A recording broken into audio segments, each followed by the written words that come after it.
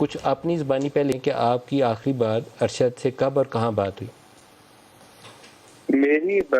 मलिक साहब मेरी अरशद से कल बात हुई थी, कल 12 बजे पाकिस्तानी टाइम से, संडे वाले दिन।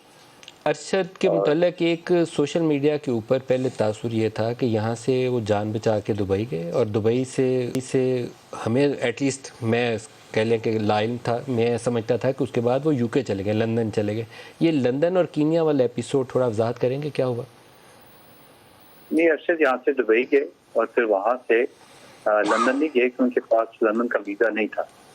और फिर दुबई में कोई ऐसी सिचुएशन आई कि जो मुझे अरशद ने बताया खुद कि दुबई में कुछ ऑफिशियल्स आए उनके पास होटल में और उनको कहा कि जी आपके खिलाफ कोई कंप्लेंट है, तो या तो आपको वापस अपने मुल्क जाना है या you have no choice but to leave UAE, आप ये मुल्क छोड़ के कहीं और चले जाएं।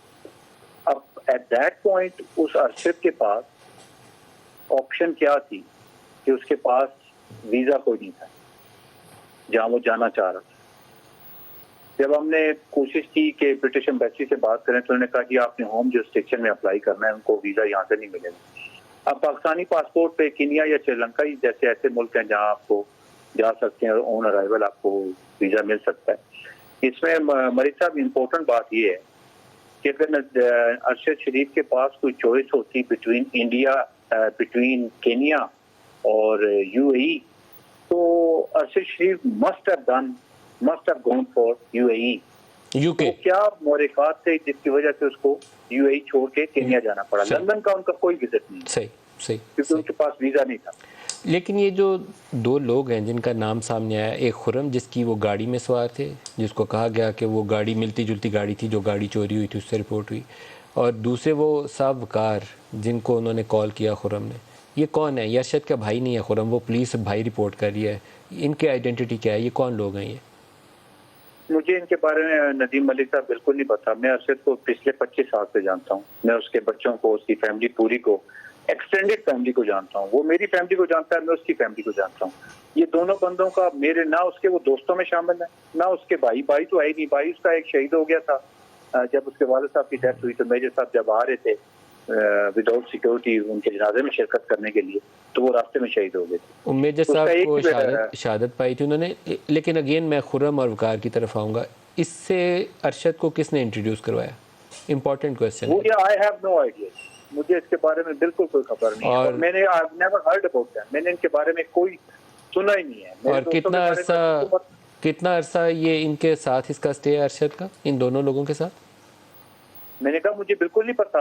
I am not aware of their existence in Arshad life. मैंने इनका कभी नाम। अरशद दुबई से कीनिया कब गया था?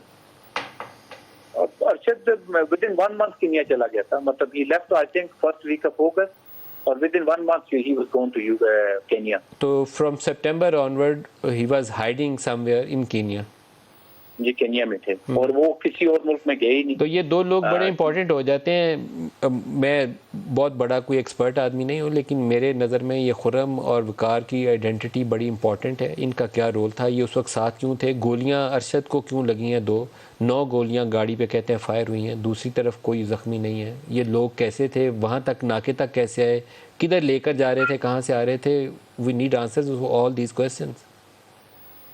ऐसा ही है, हमने तो सुबह कोर्ट में भी ये बात की है कि आप एक जुडिशल कमीशन अपॉइंट करें और एक ऐसा जुडिशल कमीशन जो सारे मोहरक़ात को डिस्कस करे और फाइनल लॉजिकल कंक्लूजन पे आए कि हुआ क्या है, ताकि लोगों को पता चल सके कि इस पूरे साने के पीछे किसका हाथ है। और ये देखें ना, ये नदीम मलिक साहब, ये बड़ी इंपॉर्टेंट बात है कि हमने इस्लामाबाद हाई कोर्ट में रिट डाली अरशद के लिए, जब अरशद के ऊपर मुख्तलिफ शहरों में FIR कट गई। तो असल पॉइंट ये था कि हम क्या करते। कोर्ट कह रही थी कि जी कराची की जुरिस्डिक्शन में मैं FIR पे इंस्ट्रक्शंस नहीं दे सकती। तो मैंने कोर्ट को ये कहा कि जी अरशद शरीफ अगर इस्लामाबाद हाई कोर्ट की जुरिस्डिक्शन से बाहर जाएगा तो he is going to be targeted. तो कोर्ट हैज एब्सोल्यूट जुरिस्डिक्शन। वही बात आज मुझे बार बार नोट कर रही है कि मैंने यही कहा था कि अरशद जब outside jurisdiction of Islamabad court जाएगा तो उस पर कोई ना कोई अटैक हो जाएगा। मैं इस इशू के ऊपर, ये बहुत हसास मामला है, मैं किसी तरफ फिंगर पॉइंटिंग नहीं करना चाहता। जो अभी की कीनिया की पुलिस रिपोर्ट है उसके ऊपर रिलाई करूँगा, लेकिन आप ही की बात को री करते हुए, सेकंड करते हुए, जस्टिस अतर मिनिल्ला का नाम सुप्रीम कोर्ट जज की हैसियत से आज मुतफ़िका तौर पर जुडिशल कमीशन ने मंजूर किया है, तो मैं उनसे भी इस्तदा करूँगा, सुप्रीम कोर्ट के चीफ जस्टिस और अपनी पार्लियामेंट से, अपनी हुकूमत वक्त से इस्तदा करूँगा कि हाई पावर्ड जो कमीशन बनाए जो आइडेंटिफाई कर सके कॉजेज़ हुआ क्या और फिर तयन कर सके कि किसने किया। अगर यहाँ से कुछ भी फैक्टर्स थे जिसने उसको फोर्स किया दुबई जाने के लिए और दुबई से छोड़ने के लिए, तो वी नीड टू अंडरस्टैंड कि वो कौन थे, क्यों थे और कैसे थे।